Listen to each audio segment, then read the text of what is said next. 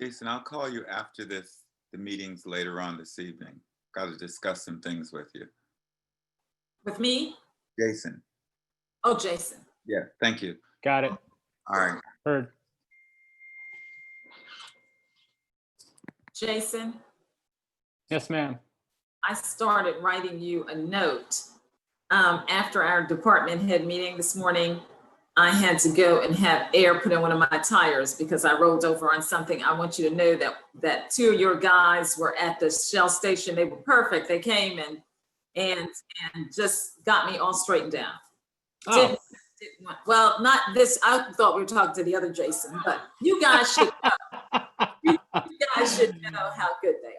I'm glad that they could help, regardless of whose guys they were. Yes, I thought that. Anytime I can help, anytime. So I have the voice of one and the face of another. Jason Kronsberg, very good job. Good job. It was Al Clement. Al? Yes, Al Clement. He was very nice, and he had a partner with him, and they were just super. Madam Al is Clerk. one of our best. Yeah. Yes, Madam Al. Clerk, do we have a quorum? I can't see all of the faces. Jennifer, can you see the faces? Do we have a quorum? I can, and I'm checking right now. Hold on one moment. All right. I think we do. Yes. Councilmember Yes, sir. says that we have 10, so Yes. we have a quorum. Okay. Yes. All right. Maybe we should get started. Good afternoon, everyone. Good afternoon. Good afternoon. I'm going to call on Council Member Appel to give us an invocation. Councilman Appel. Let's go with a moment of silence this evening.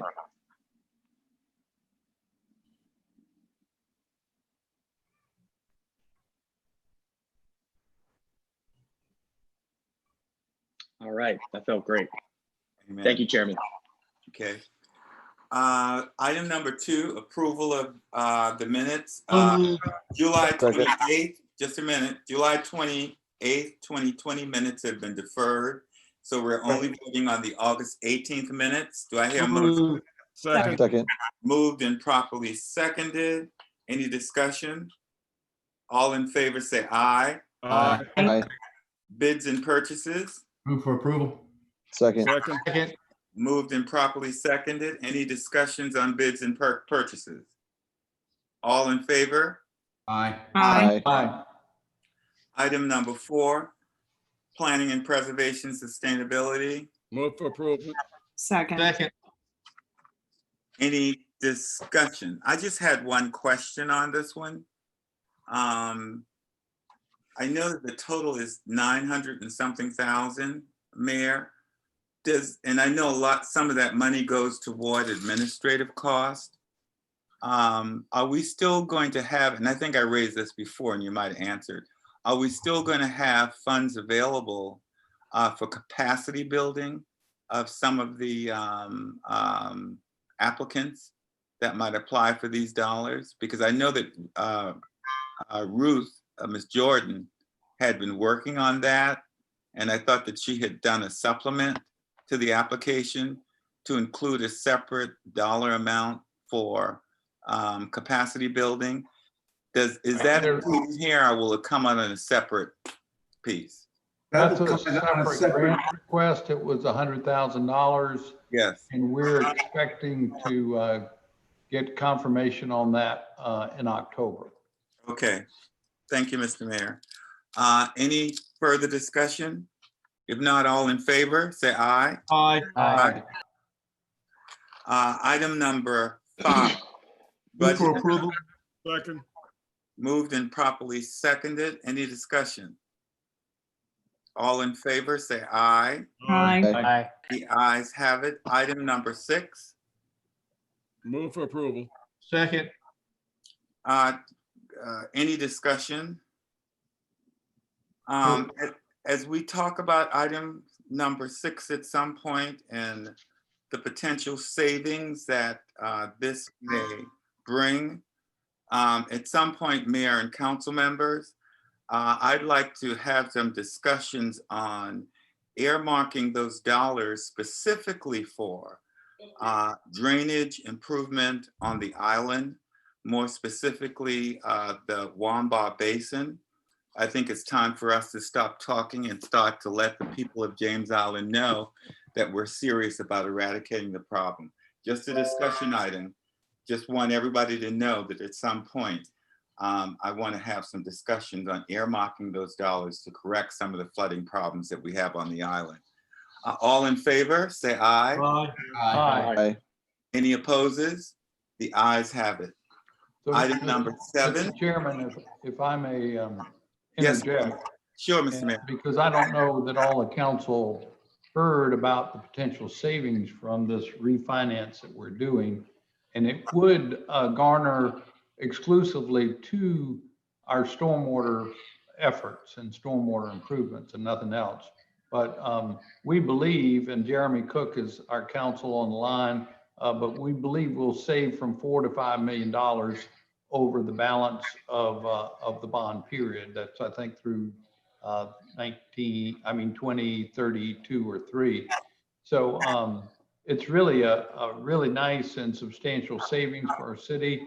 And thanks to Amy and to our financial services firm that's helping us to analyze these things.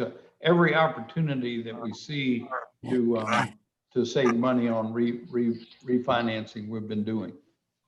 Mayor, I appreciate that. And I'm just looking at those savings as an unbelievable opportunity to assist the residents on the island that have been talking about trying to get a fix and not talk for many, many years. Man, that's the discussion for down the road. But I just want to let council know that I'm going to be moving forward, and hopefully with the support of the other council members from the island, to try to get some, if not all of those dollars earmarked specifically for island projects. Item number 7. Move for approval. Any discussion? All in favor, say aye. Aye. Item number 8. Move for approval. Second. Any discussion?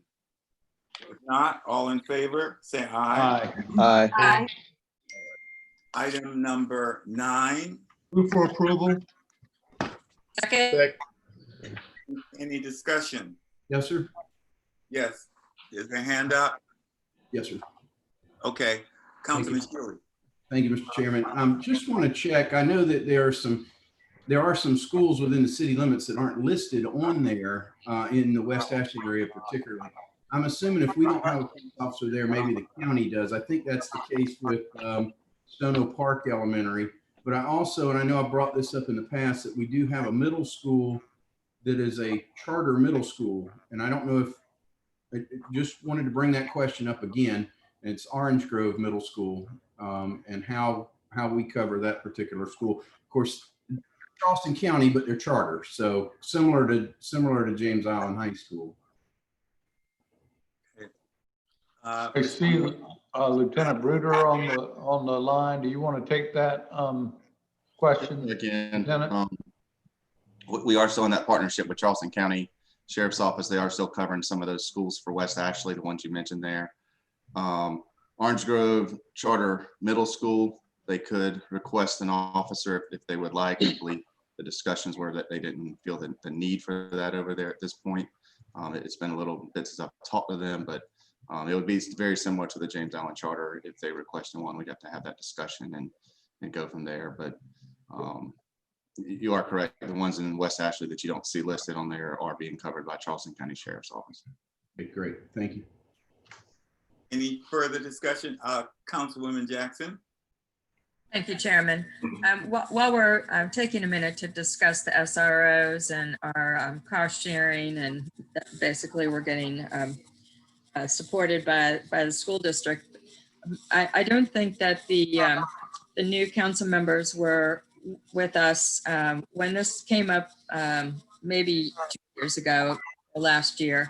But at the time, we were listening to Chief Reynolds sort of give us a framework for how SROs are probably not the first choice of the CPD in the way to cover school emergencies and the things that a school resource officer would be trained to do.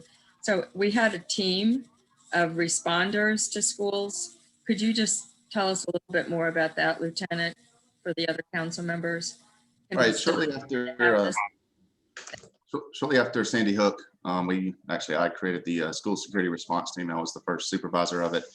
And we were broken up into clusters to proactively patrol schools, both public schools and private schools. We ended up actually adopting some daycares and those types of things at churches and those types of entities that wanted extra patrols. And really the school security response team, which we still have, concentrates on finding those weak links, creating those extra few seconds by making sure that doors are locked, the schools are following their own protocols and those types of things. So while we understand a lot of people appreciate the officers being assigned individually as a school resource officer, we just figure we can get a lot more impact, a smaller number of officers to cover the approximately, I think the number's around 50-ish schools that are within the city's jurisdiction. So we use that school security response team to have well-trained, prepared teams to specifically respond to a critical incident at a school. And then when that isn't happening, they're patrolling those schools just to make sure that all those small protocols that seem mundane, like don't keep a rock near your back door to prop open the door to make it more convenient. Use your swipe card every time you go in and out, those types of things. We're just helping the school district really focus on those aspects that can really mitigate a critical incident there. So I can go into a lot more detail if you'd like, but that's kind of the overview of that. And it's different than a school resource officer, which is actually stationed in a school, and that's where they are all the time.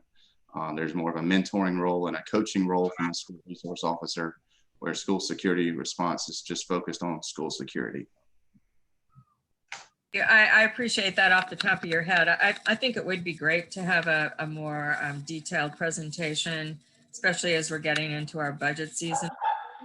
In the short term, thinking about this, and maybe I need to ask it of the Public Safety Committee or directly, but I would hope that we could put the Children's Museum on the list of schools that, you know, are not controlled by the school district, but are definitely as much of an educational facility and institution for our kids as any school I could think of. So and they're in the heart of the King Street, Meeting Street Visitor Center is their home base. So I would hope that they can get on our list. Thank you.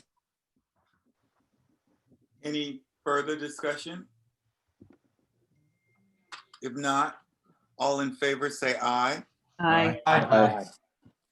Item number 10, Move for approval. Second. Second. moved and seconded. Any discussion? Yes, sir. Yes, Councilman Shealy. Yeah, I just wanted to ask, I know that James Island High School is completely virtual, 100% virtual right now. I think their plan is, or their tentative plan is to go back in 2 weeks. But are we able to use this officer in other roles, or will he be at James Island while they're 100% virtual? For James Island Charter specifically, we've been using all of our SROs in this kind of like unusual circumstance to help the schools with locating some children they may not have heard from for a while, and just assisting the administration as much as we can as they transition into this new time period. So the SRO at James Island Charter, if he's not helping out in that situation, then I'm sure they're assisting with calls and those types of things on James Island. Okay, all right, thank you. Any other questions? If not, all in favor say aye. Aye. Aye. Ayes have it. Item number 11, Move for approval. Second. moved and properly seconded. Any discussion? All in favor say aye. Aye. Ayes have it. Item number 12, Move for approval. Second. Second. Moved and properly seconded. Any discussion? All in favor? Aye. Aye. Aye. Ayes have it. Item 13, stormwater management. Approval to accept the National Fish and Wildlife Move for Foundation. approval. Second. Moved and properly seconded. Any discussion? All in favor, say aye. Aye. Aye. Aye. Item number 14, Move for approval. Second. Second. moved and properly seconded. Any discussion? All in favor, say aye. Aye. Item number 15. Move for approval. Second. Second. Moved and properly seconded. Any discussion? Just real briefly, Chairman. Yes, Councilman Appel.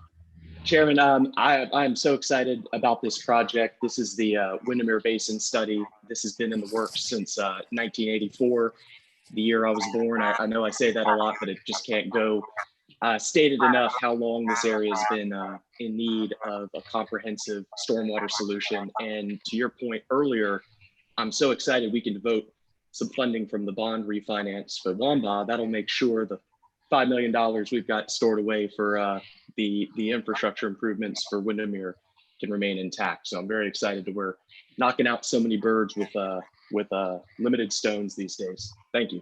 I'm looking out for you, Appel. Thank you. Likewise, us James Islanders got to stick together. Gotta stick together.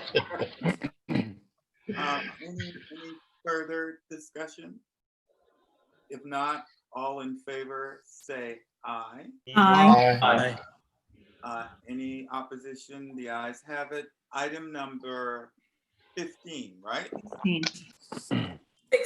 16. 16, okay. Item 16, Move for approval. Second. Second. any discussion? All in favor, say aye. Aye. Ayes have it. Item 17, Move for approval, Mr. Chairman. Second. moved and seconded. Any discussion? All in favor, say aye. Aye. Aye. Ayes have it. Item 18, Parks and Capital Projects. Move for approval. Second. Second. Moved and seconded. Any discussion? All in favor, say aye. Aye. Ayes have it. Item 20, 19. 19. and 19, Move for approval. Second. moved and properly seconded. Any discussion? All in favor, say aye. Aye. Aye. Ayes have it. Item number. Move for approval. Move for approval. Second. 20. Item 20. Any discussion? All in favor, say aye. Aye. Aye. Item number 21. Okay. I move for discussion, I can move for approval. Second. Moved and properly seconded. This time for discussion. I have a- Councilmember Mitchell. Yes, first thing I want to ask, I know we heard about all this with the smokestack on Missouri Divine Center. The first thing is that when I heard about this, I saw it in the paper. I had a lot of people calling me pertaining to this issue about the smokestack. So at the same day of a Saturday, when we had the protest in the city of Charleston, I went, I got with the mayor and asked the mayor, if possible, that we can ask the engineer to go back and take a look at it to see maybe by chance we, instead demolition, that we can look at it or bringing it down for the safety of the community. Because they say it's in bad shape, and I would hate to see anyone get hurt because of this smokestack falling. And I said, who's going to be liable for it if it happens, if a storm comes and blow it because it's deteriorating inside? So this is why this came back with bringing the statue down to a certain point at 60 feet. Maybe Mike can bring it down to 40 feet once they get into it and take a look at it. But that's how this came about. Now, when I look at things, I look at for the purpose of the community of safetyness. And if that particular building should fall, there's a lot of people around able to get hurt. in that particular area. You know, a lot of people are talking about the historical factor, the preservation factor of it. I understand all of that too. My older brother I was talking to, we were living around, he said we were living around there back in the 40s on Hanover Street, right near that smokestack back during that time.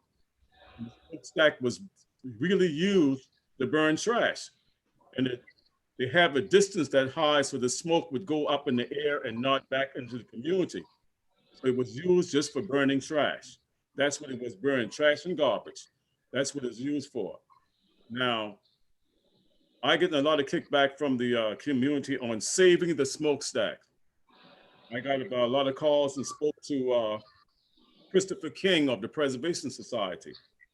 And I explained the same thing to him, the same way what I'm saying to you all now.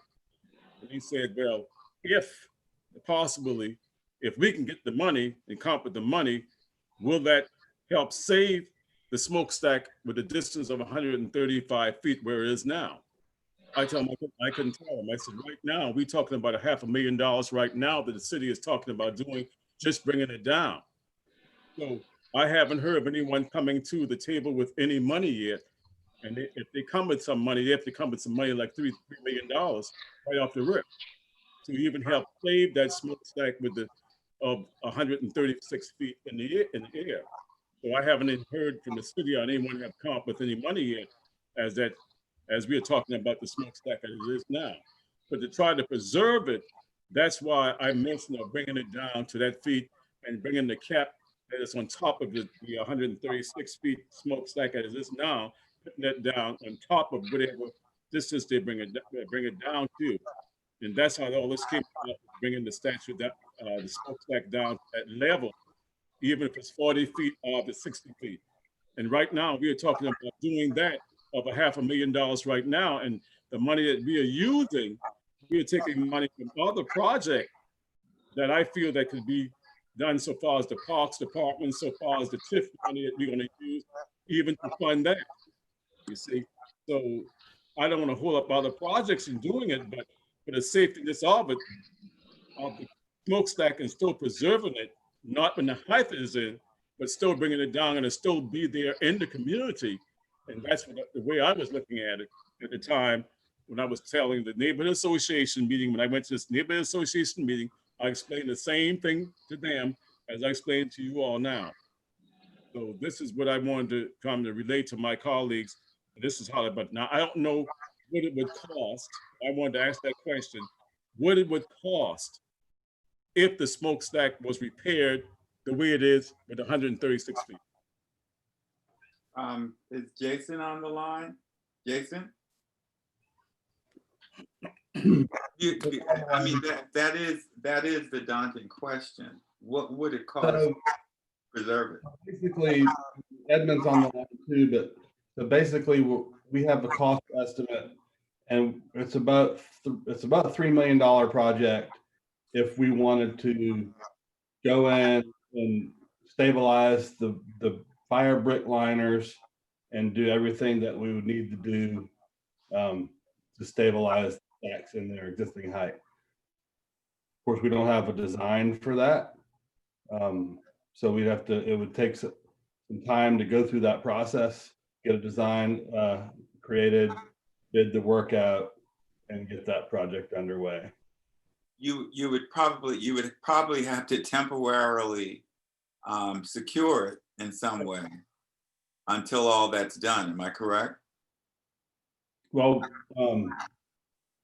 I mean, why I'm asking the question, if it's so imminent that the big storm comes now and it's going to come down. I mean, in the event of a storm, we would have to evacuate approximately 35 structures that are around the smokestacks, and those citizens would have to evacuate for the duration of the storm. That's the recommendation of the engineer, that in the case of a storm that, without the ability to really stabilize per se, that we would have to evacuate all those residents from the area. I think I saw Councilman Saccharin. Thank you, Chair. Um, for folks listening, and even myself, admittedly, what is the practical purpose to keep the smokestacks up? Historical significance, I think, more than anything else. It's That's it. symbolic of the whole industrial era of the city. Like some other places, like the cigar factory, the rice mill. I mean, basically that's what it is. And if you read the paper, you know, folks are talking about the kinds of things that make our city unique. When we start taking things down, like the smokestacks, what we're doing is we're getting rid of some of the uniqueness of the city, and we're building hotels and everything else with no kind of resemblance to what happened yesterday. I mean, that's the argument I read in the paper. If anybody read it a little differently than I did. But that's the argument. Mr. Chairman, that's what I heard also.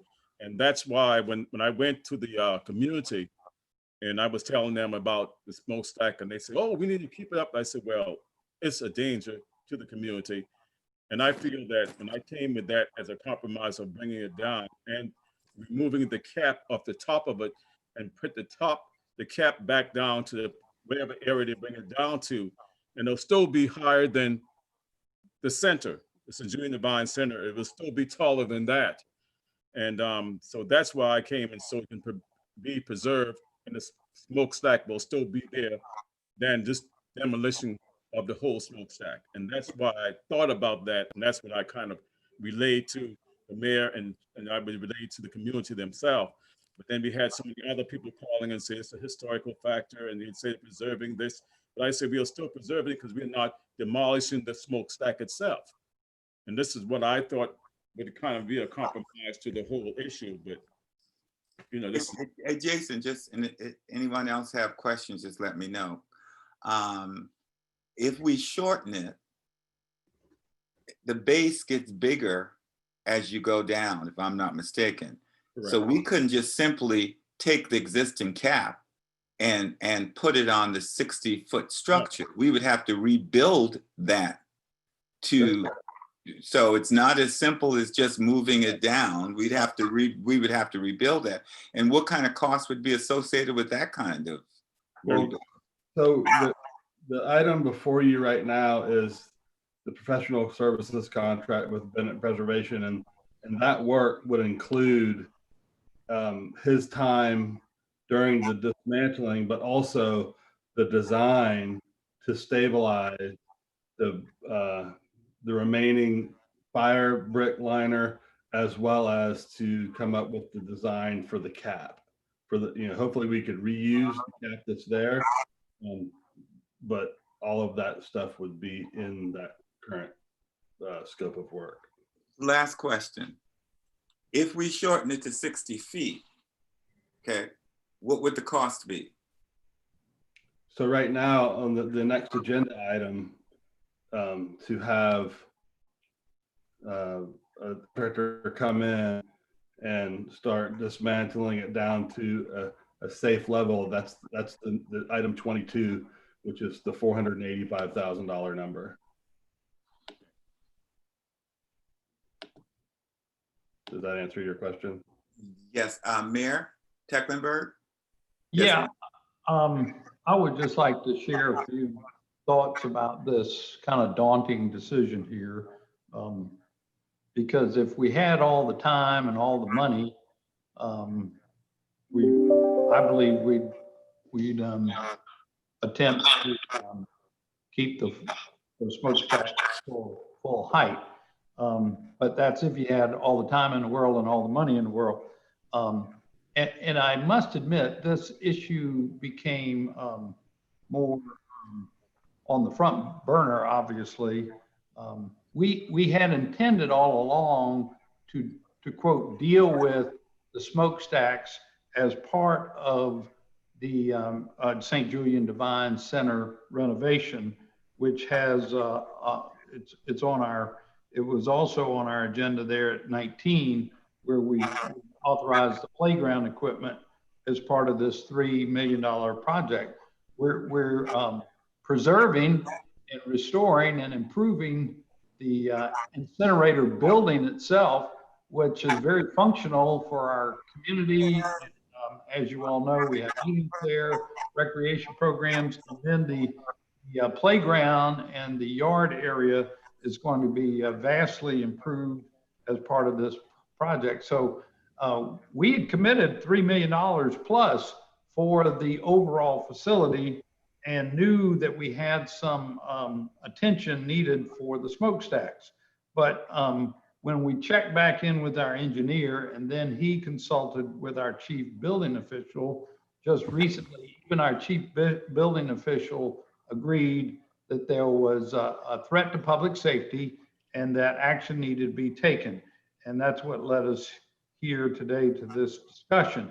So it's kind of a daunting question, I must admit, but this is kind of the way I compartmentalize it.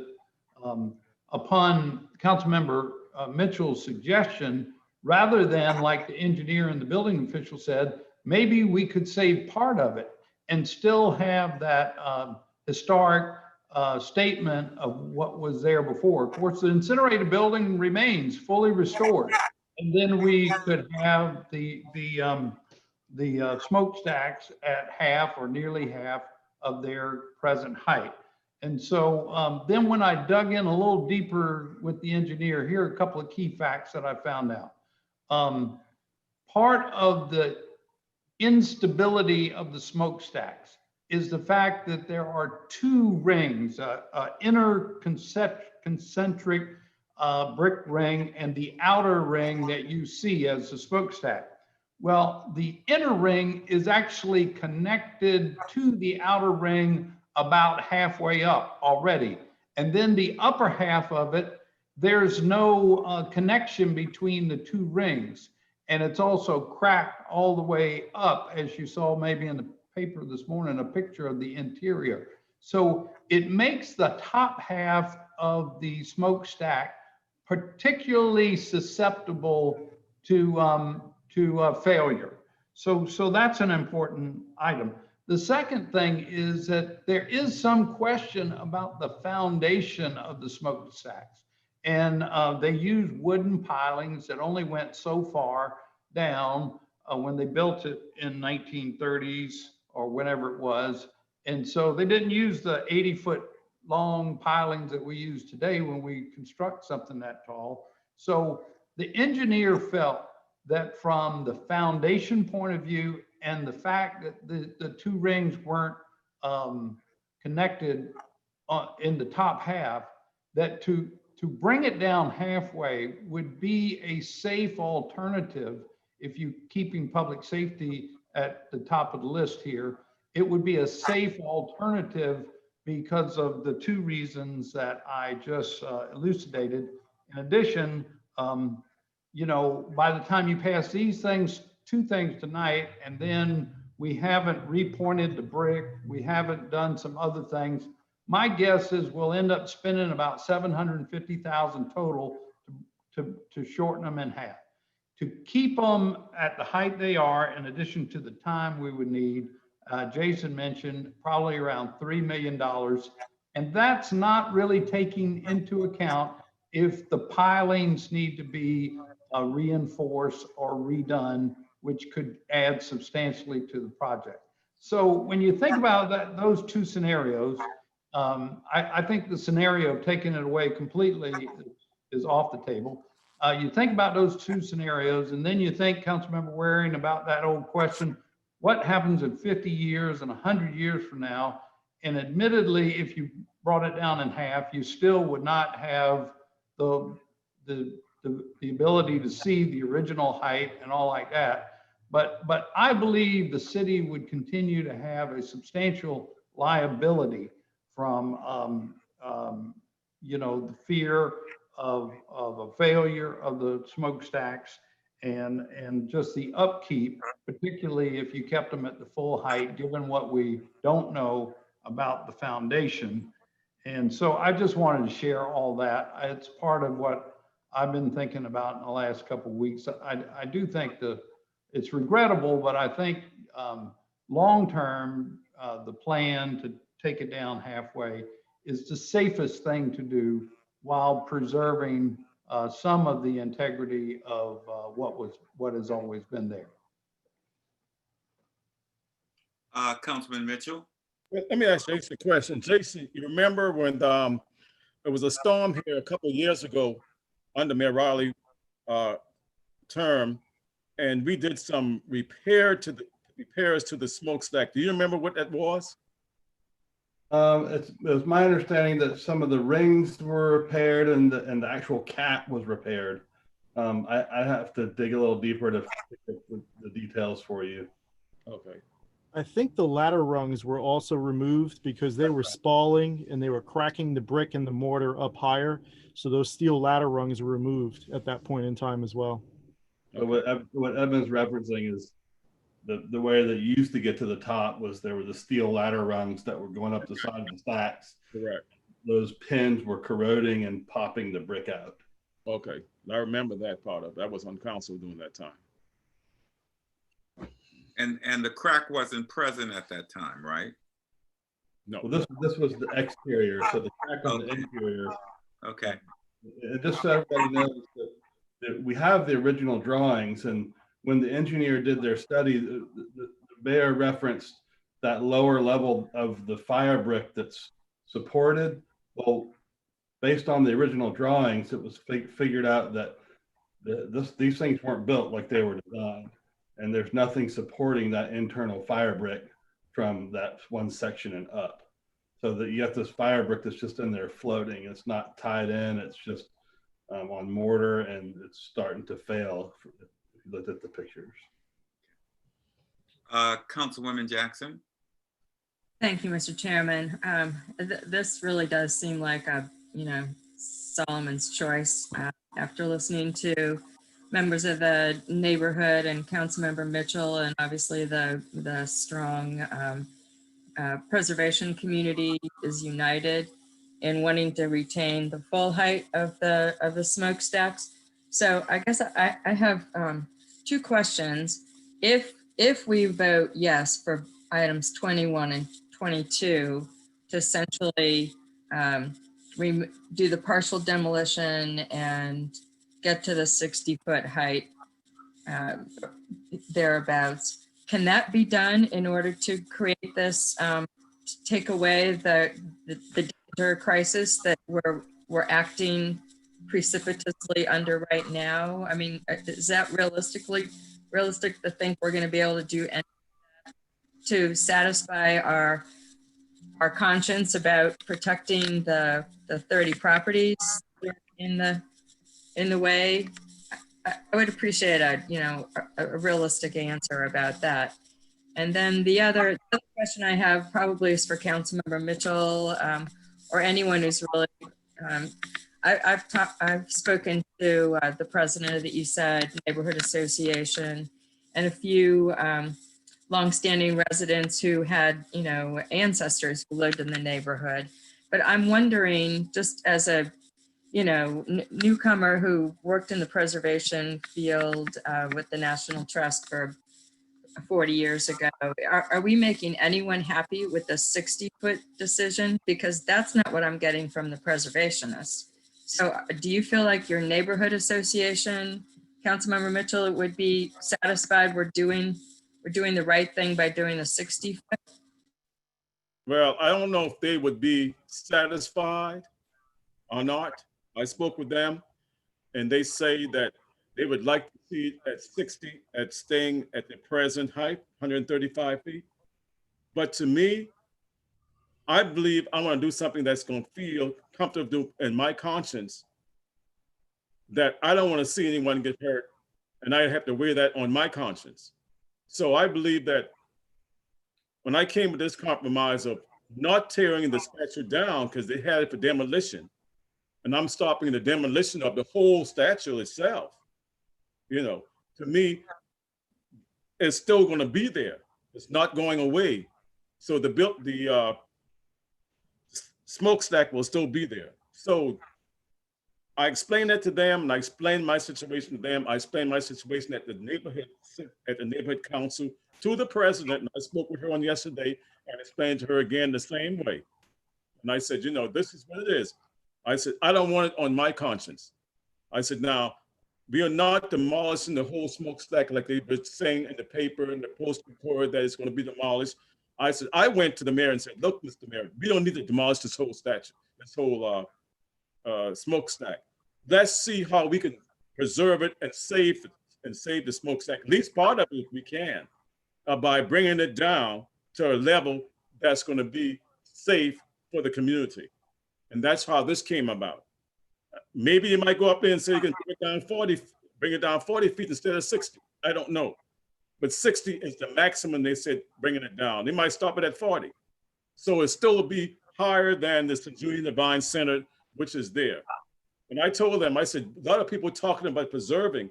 And as I stated to you, my brother and we lived over there back in the 40s and knowing about the statue. I knew about the statue long years ago, you know, back in the 40s when I was born and I over there in 1949 when I was living over there in 49. So I knew about the statue and I knew what the people wanted to preserve it. But if something comes to the point that it's going to be detrimental to individuals, human beings, I have to look at that very carefully because I don't want to wear that on my conscience. And it's still going to be there. They'll still be able to see the smokestack there. They're not going to be able to see it as high as it was.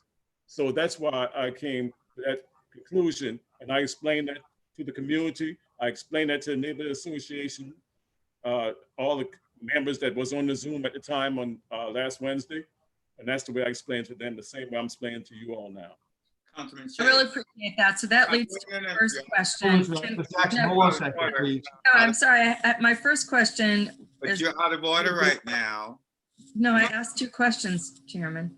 My first question was, can we take it to the 60-foot height in time to avoid the hurricane season, which is the reason for us needing to make this, you know, a fast-paced decision based on the building inspector's letter. So that's my question to the I can address that. capital projects team. So, so right now, the scaffolding company is waiting for this meeting to end to see what they're supposed to do. Contractor is planning on mobilizing on Monday, and the scaffolding contractor will start design immediately if this is passed tonight. So again, the general contractor mobilized Monday and starts prepping the site, get the scaffolding up, and begin work. Couple weeks process. Councilman Shea. And then Thank you. Councilman Seekings next. Mr. Consberg, I presume that there are no grant funds available for the preservation of something of this kind of project. Would you say? There's no grant funds available to try to preserve something of this magnitude. I'm not sure if there are or not. We have not been actively searching for any grants. You know, this thing happened at a rapid pace.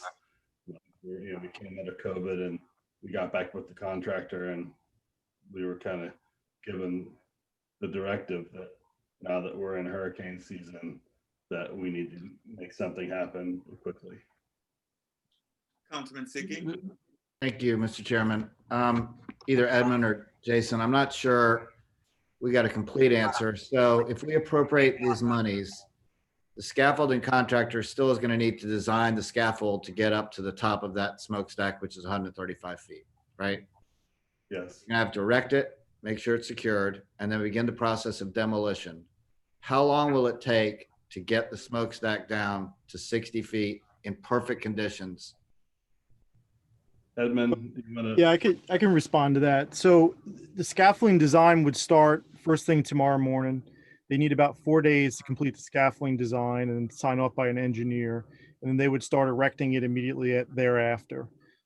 They would start to contain the site, silt fencing and construction fencing and whatnot on Monday of next week. And then they would start erecting the scaffolding shortly thereafter. It will take about a week and a half to get all that scaffolding up. It is a lot. They're going to build an oval basically around both of them with a lift elevator in between. So that's why it's going to take a week and a half. Immediately thereafter, they'll start disassembling, and it's literally going to be brick by brick using maybe some light rotary vibratory hammers and bringing the materials down. That's the safest way to do it, just in the proximity of everything. The contract duration is 60 days. They feel comfortable with that 60 days. The biggest challenge will be retrofitting the existing caps and tying them down internally. That's probably going to take longer than it is to actually disassemble the brick itself. So if I can follow up, please, Mr. Chairman, just so I'm clear. So in a perfect world, you're looking at disassembling. It's going to take 60 days, and it's not just one course, it's two, because you got the inner lining, right? So all that has to come hand by hand. That's Correct. assuming no thunderstorms in the afternoon, which you'll have to clear the scaffolding every day. Hurricane season ends in what, 60 days? When does this become safe and not safe? Is it 100 feet? Is it 90 feet?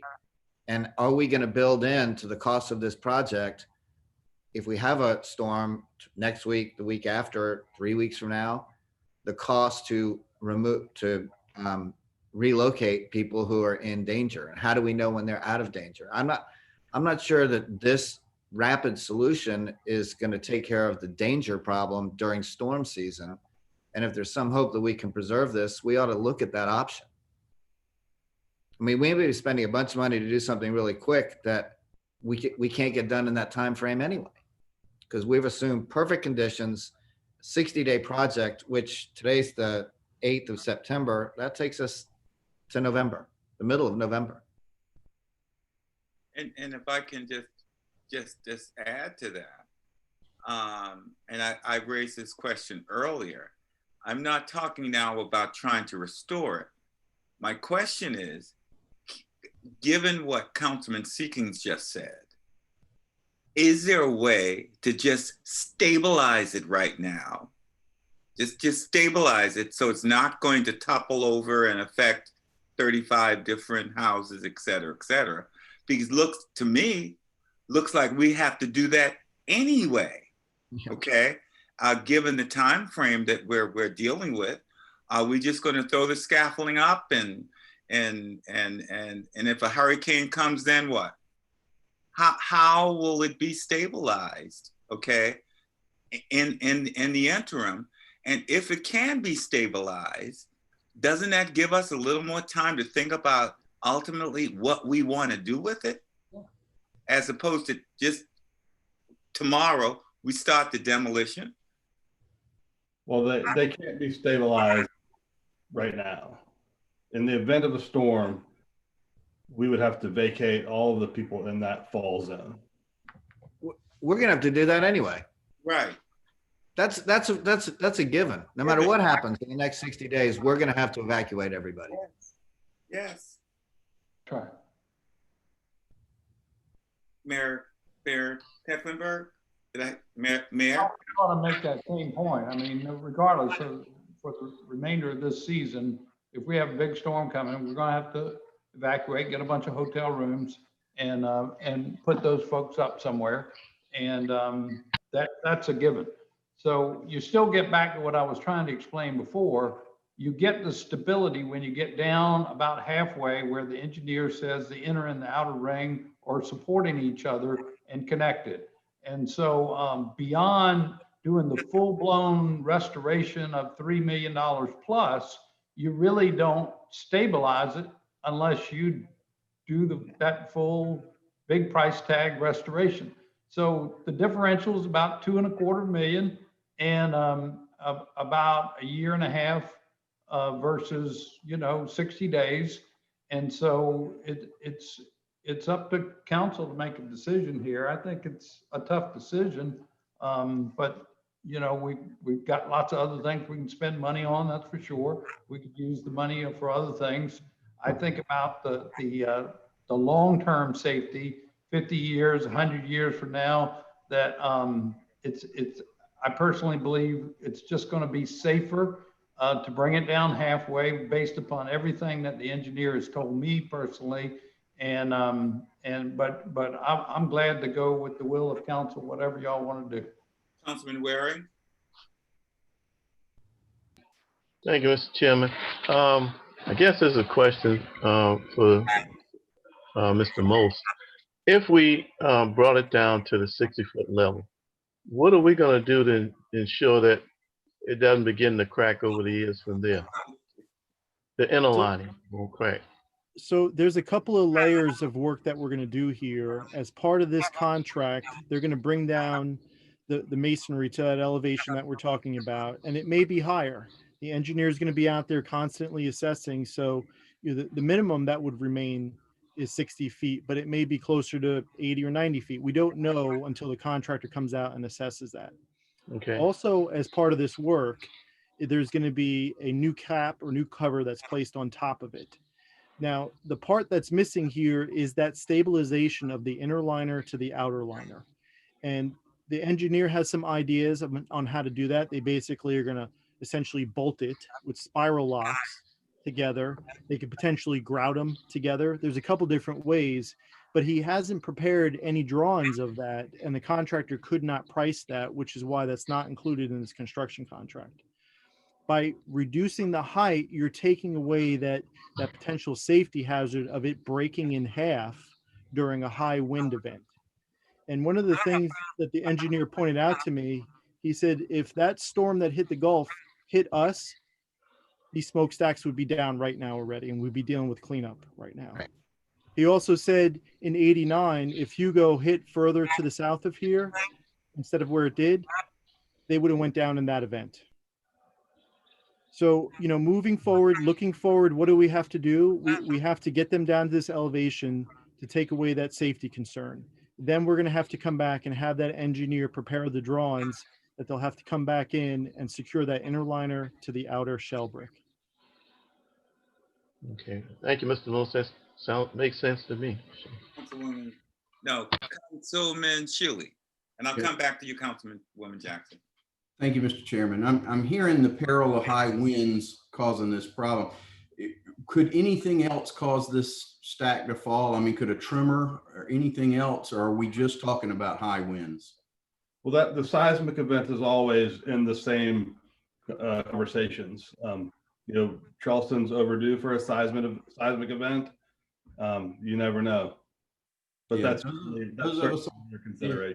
Yeah, thank you. I mean, those of us that are on public safety know that we heard Shannon talk about that a little while ago. And so, I mean, saying that we don't need to do it because we're in the middle of hurricane season and the hurricane season will be over before we finish, I think is a moot point because there's other perils that could cause this. So, thank you.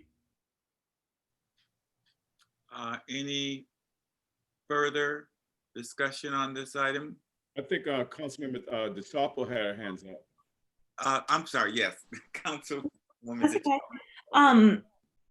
I guess I would just it's not that I don't trust this engineer and what they've said, but is it typical for us to just go with one? Why not?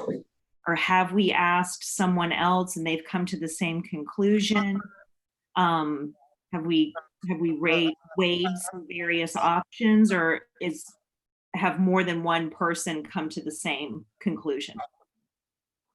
So no, we haven't reached out to another engineer.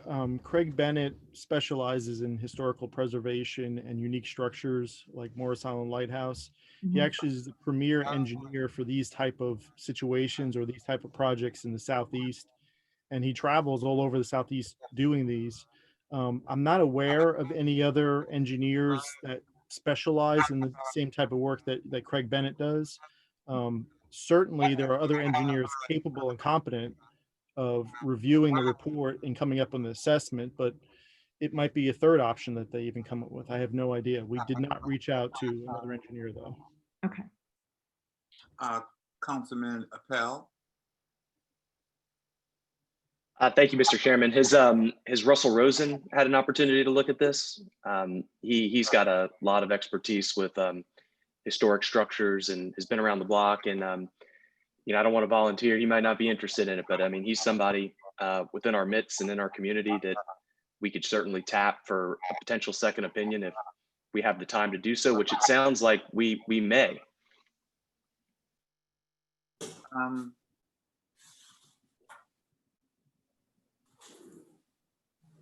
So I guess I can take that. Yeah, based Councilman on, Gregory, you're muted. I see your. Yes, thanks, Jason. Sorry, So- Jason. that's okay. Based on the timeline that we're experiencing right now, and when the engineer, when we re-met after COVID, when everything shut down, we're in hurricane season, his recommendation was to make this happen in the interest of public safety. So I mean, we're in this timeline right now where, no, we have not reached out to other engineers like Edmund referenced. Typically we have a project, we have a consultant on board, and we're in this scenario right now where, in the interest of public safety, he wrote this letter that this needs to happen, and then they conferred with the chief building official. So here we are. Councilman Griffin. Thank you, Mr. Chairman. Based on what I've heard tonight, basically these smokestacks have been in imminent danger of falling since at least 1989. And they're still there as of today. So I don't understand why we necessarily have to have a crew rush start on this overnight. I think we need to take some sort of another look at this and get some more public input. I'm not prepared to vote to approve this demolition tonight. I would support a deferral for a few weeks, but I don't think rushing to judgment is the right decision on this, especially with all of the emotion that has been shared within different communities. I think that we need to try to look at all of our possible alternatives before we make a decision on that. So I would support voting against this particular contract tonight or deferral, but I would support tearing them down as is today. Councilwoman Jackson. Well, I'm sort of leaning in that direction because I really appreciate the detail that Mr. Most just went through in terms of the actual timeline that would be the best case of 60 days from Monday. That's the middle of November. So we really are rolling the dice for the hurricane. And yes, we could have a seismic event, no question, Councilmember Shealy. And, the people who keep their eye out for that. I heard Mr. Scaff give us the Public Safety Committee, evaluation. That's always on the top of risk to manage list. But it definitely seems that we don't really, options has been a word that, mentioned over and over again on this part of the meeting. And I really feel like, I'm sorry that we don't have another vote that we could take to say, instead of just immediately accepting this plan to design for partial demolition, that we also have an option to allow the preservation community to put their money where their mouth is. I mean, that's what we've been hearing all week. If we give them a chance to raise the money while we're studying or they're studying or someone is studying professionally, the opportunity and the cost to retain the full height of the smokestacks, or at least to the best of anyone's ability. I I'm a risk manager by training with the National Trust, and we had to look at the historic properties that were been operated, and basically we had to take risks because there was not enough money to protect, and that's why you have insurance. That's why we have, self insurance liability. God forbid we'd have to move the residents out, and God forbid they would return and see damage to their own houses. But I don't see how we protect that damage in this short season. We can certainly protect the people by helping them relocate, giving them the opportunity to be safe and be, in somewhere nice that we can facilitate. And that is going to cost money. So I would like to have an option to say, let's take the time to study the restoration and the retention and the preservation of the full smokestacks as the neighbors. I'm honestly surprised that we're hearing that kind of fervor for the retention of smokestacks that, as you said, and as the paper was very careful to recount, has a checkered history, if that, in the same way that Charleston has taken advantage of Black neighborhoods in particular over the years, or disadvantaged neighborhoods as it started out in the 30s, integrated Black and white working class neighborhood in the shadow of the new bridge. So, but listening to the people, they want us to work hard to retain this symbol of industrial ingenuity and creativity.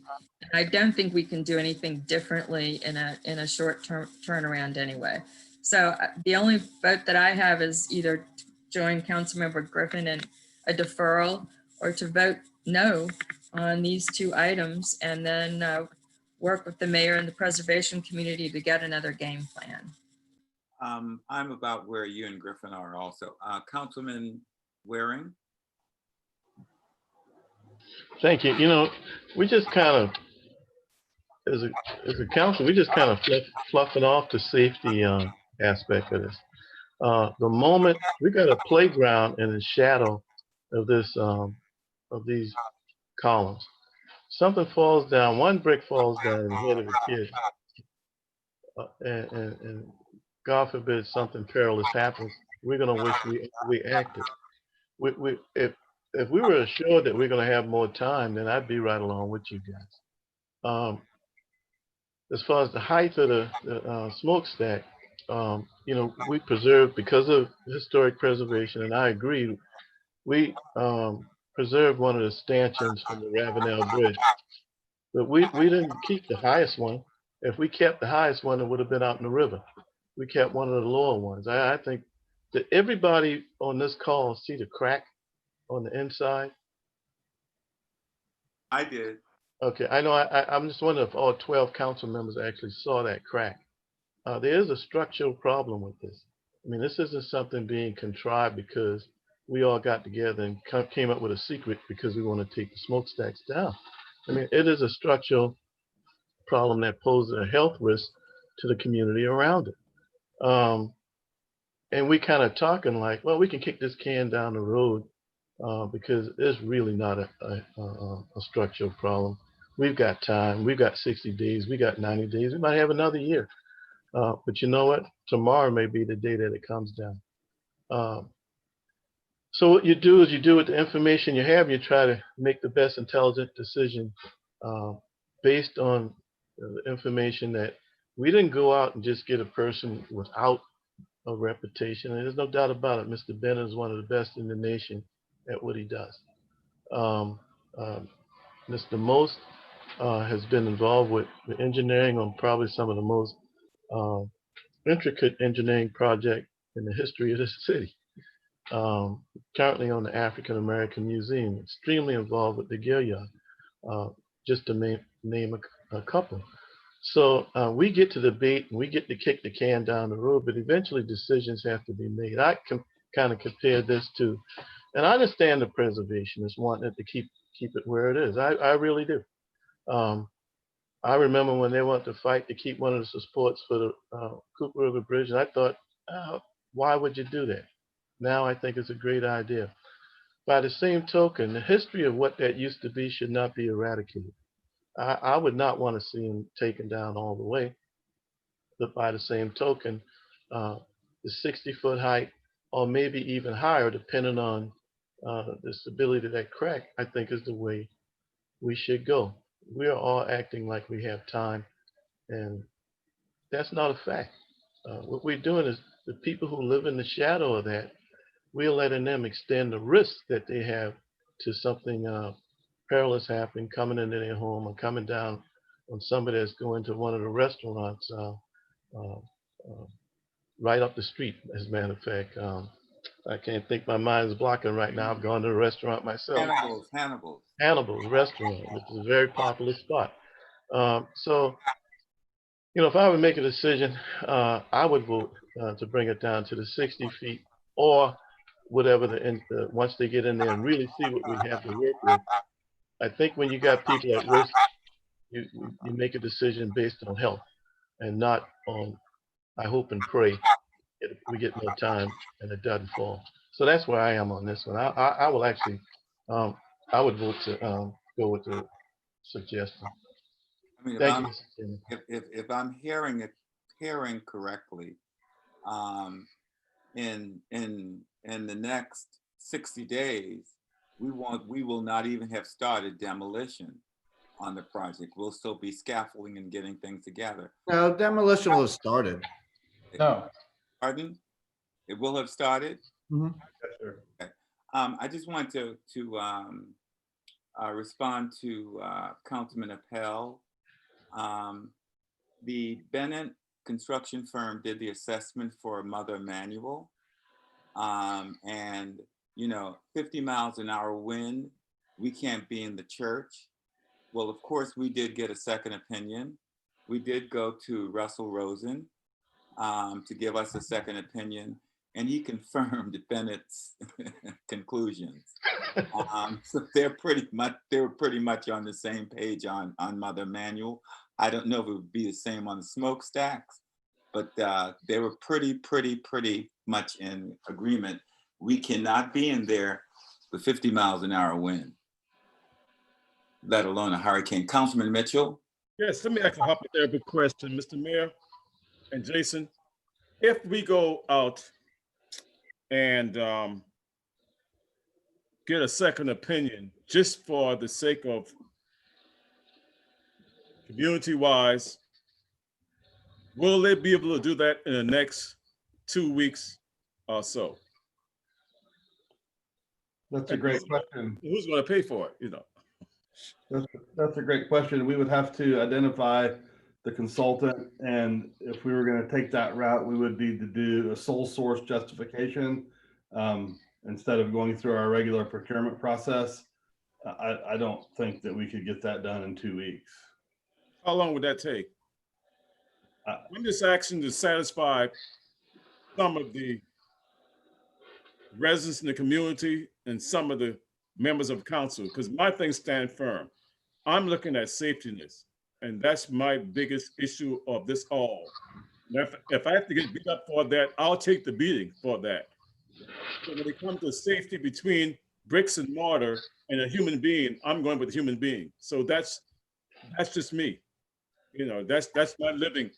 That's my living in the way I live. And so that's why I'm asking that question, because that was brought up in the neighborhood association meeting. I'm bringing that up to here, and I told them I would address that here at the meeting. I think typically when we go out and we speak to consultants, it's going to take a couple weeks just to get a proposal back. So I mean, 30 to 60 days, but I don't know if, I couldn't really say. It would take somebody to come in, evaluate all the existing work, and verify calculations and all the engineering stuff that is, why we go outside to hire these specialty consultants for a situation like this. So I don't have a good answer for you on how long that would take.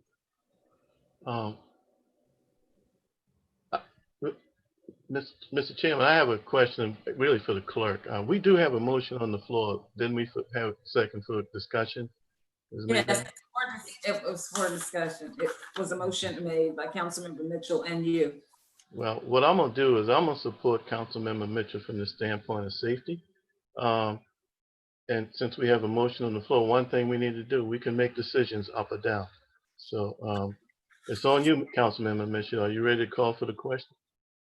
If anybody else have any, Councilmember Seekings has his hand up. And Mayor, while I'm speaking, we have the issue with the dog again. I don't know, several council members mentioned to me that it was distracting last time. And right now, before we even go to the meeting, it's going on right now again. So we might need to remind people to mute their devices. If they're not speaking, correct. So thank Very briefly, Mr. Chairman, Mr. Most brought up a very good point, and that is we do have Mr. Bennett, and that was in response to Councilmember Appel's second or third opinion, and there's people who could give it to us. But Mr. Bennett's job as a preservationist has taken him all over the country, as you heard. And if you look over what looks like my left shoulder, but is my right shoulder, you can see a shining example of his work, and that is a building that for 3 years has stood after a fire because of all the work that he's done on figuring out how to save historic structures. And one of the things I don't think we've fleshed out and we've talked about tonight is, have we asked Mr. Bennett to come up with what a design would actually look like so we can then actually get a real price instead of a swag for shoring this smokestack up and preserving it? And I think we're sort of shooting in the dark on that. And we can maybe even go on a parallel track. I mean, it's going to take some time to design and put up the scaffolding. Mr. Bennett's done some work. We're going to have to prove some funds to him. Why can't we ask him to do that work, to go tell us what that would look like?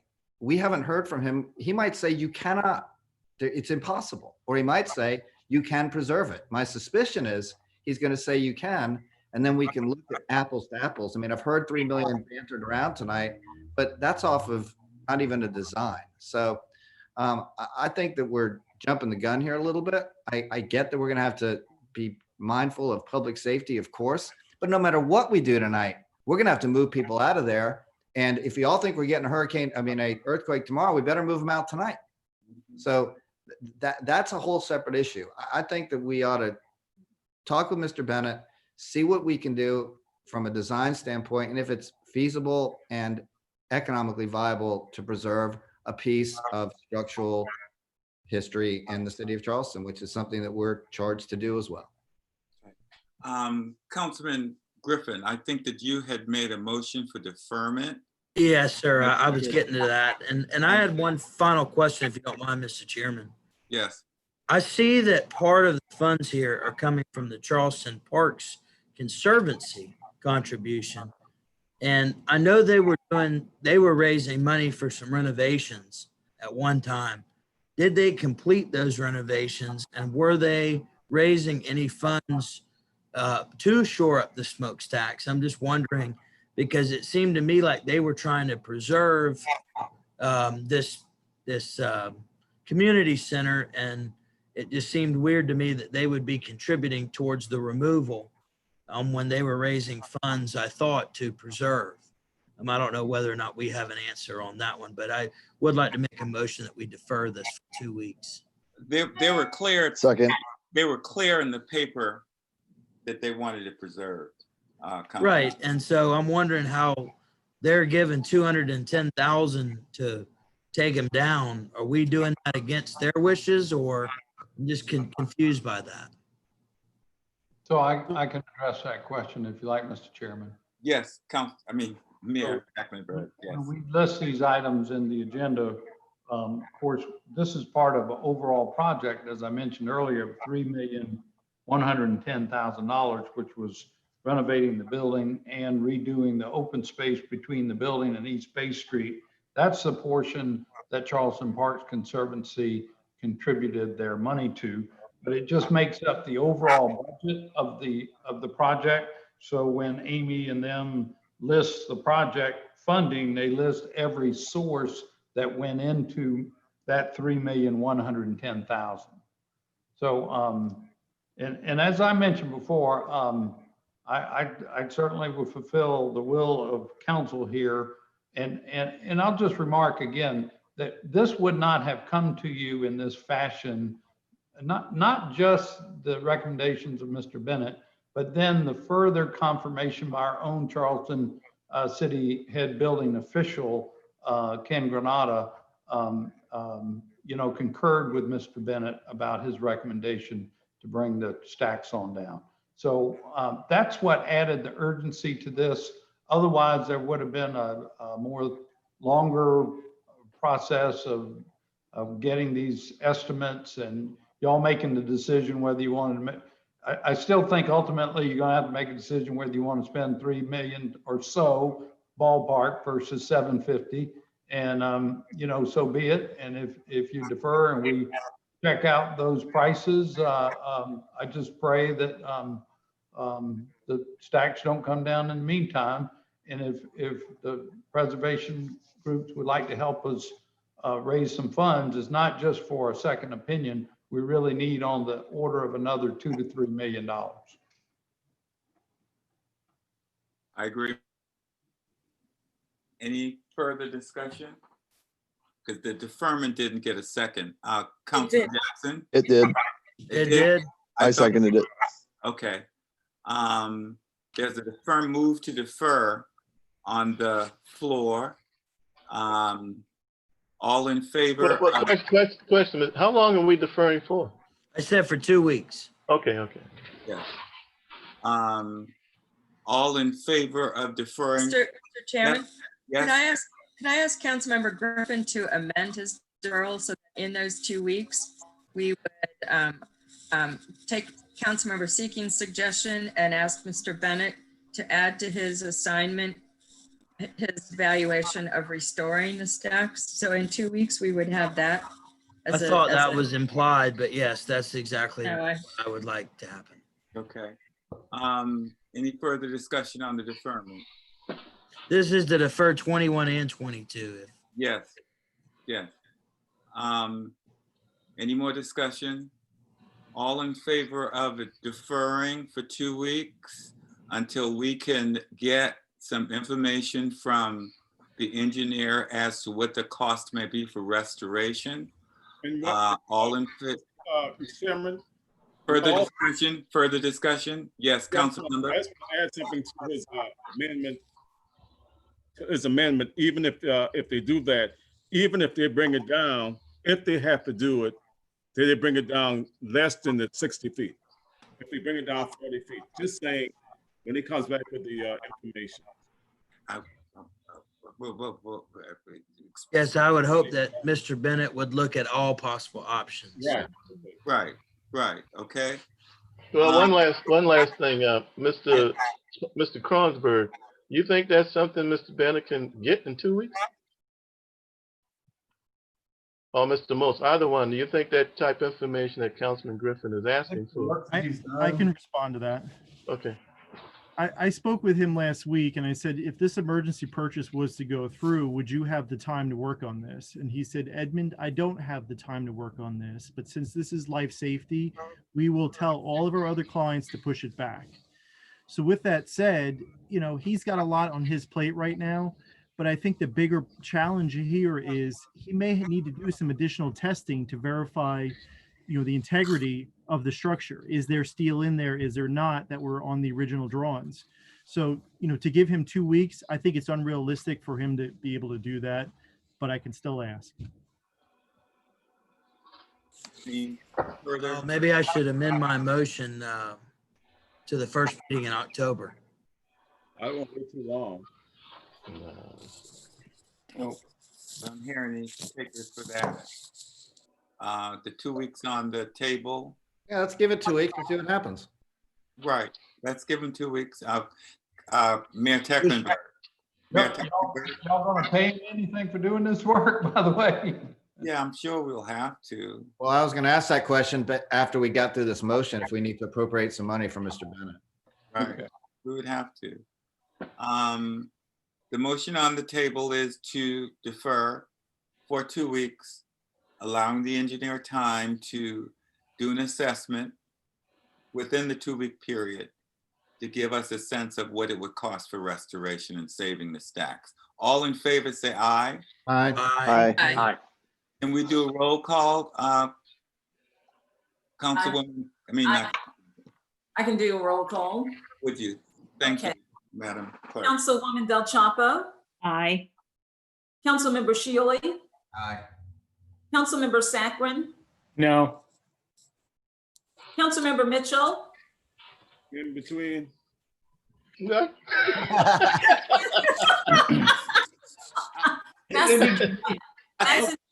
Is that an option?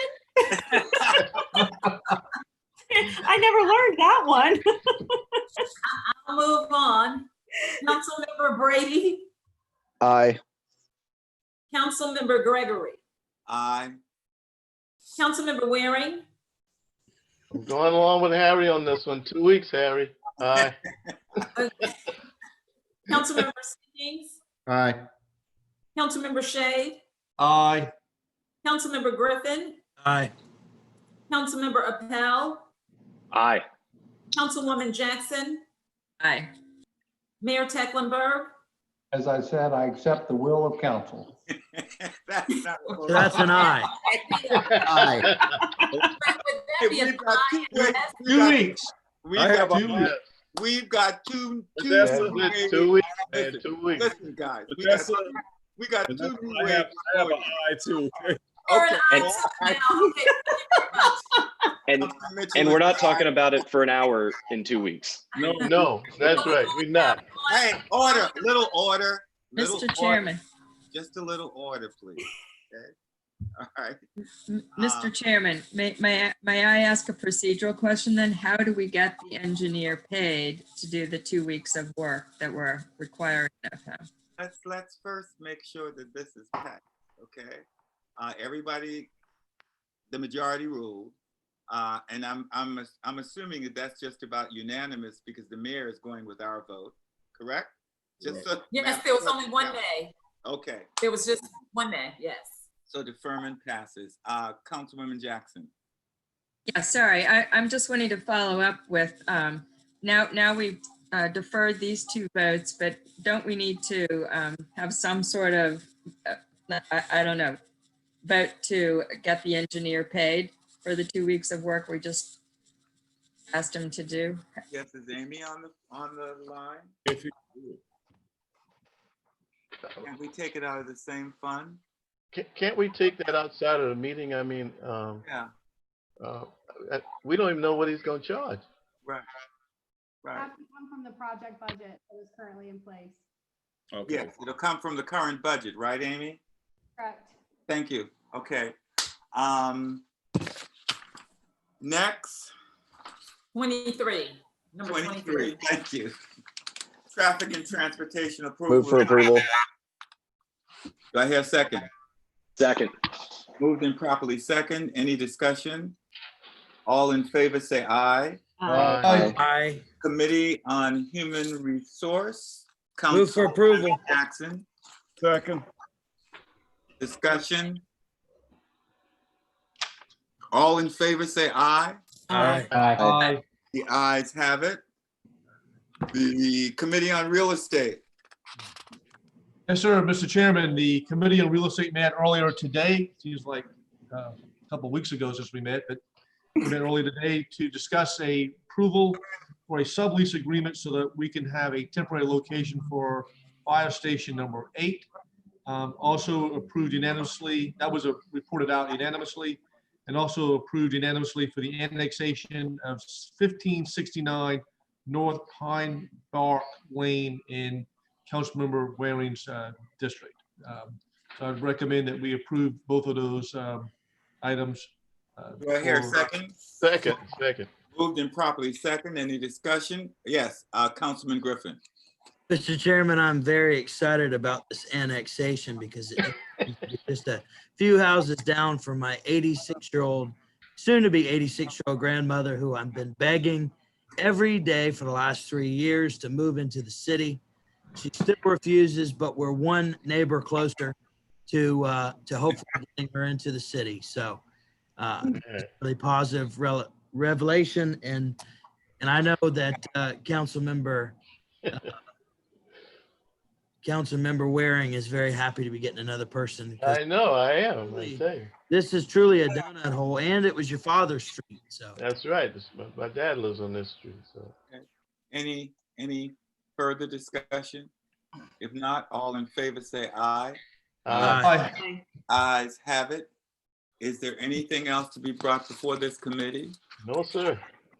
If not, this meeting's adjourned. I'll see you guys at the next meeting. 3 minutes. 3 minutes. Okay, thanks, Mayor.